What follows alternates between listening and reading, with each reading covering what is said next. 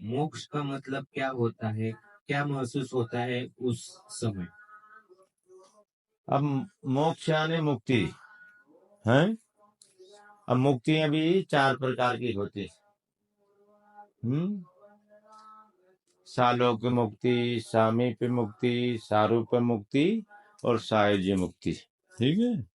हम्म तो मोक्ष यानी दोबारा जन्म ना लेना पड़े, हमेशा के लिए ये परंपरा खत्म हो जाए, उसको मोक्ष बोलते। हम्म इस माया के प्रपंच से छूटने का नाम मोक्ष है। हम्म जानता है। तो मोक्ष की इच्छा इसी को बोलते हैं। हाँ, जैसे आदमी कमरे में बंद कर दिया जाए तो वो कैसा झटपटाता कि बस मैं बाहर खोल दे कोई तो मैं बाहर निकल जाऊं। ऐसा ये जीव हजारों करोड़ों जन्मों कितना जन्म लेके आया कोई गिनती नहीं है।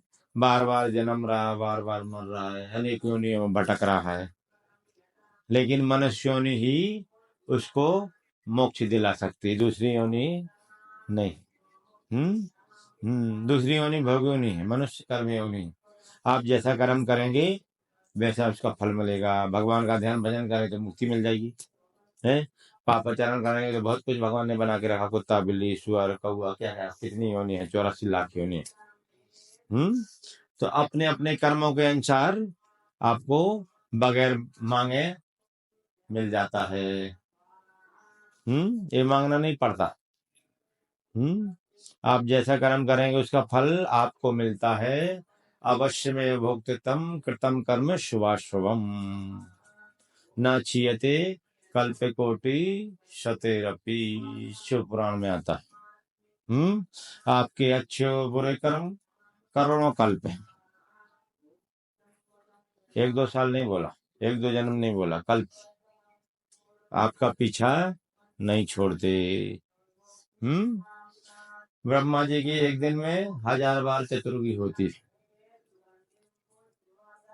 जब ब्रह्मा जी का एक दिन होता है यानी एक कल्प, ऐसे हजारों करोड़ों कल्प बीत जाए फिर भी आपका किया हुआ अच्छा और बुरा कर्म आपका पीछा नहीं छोड़ सकता।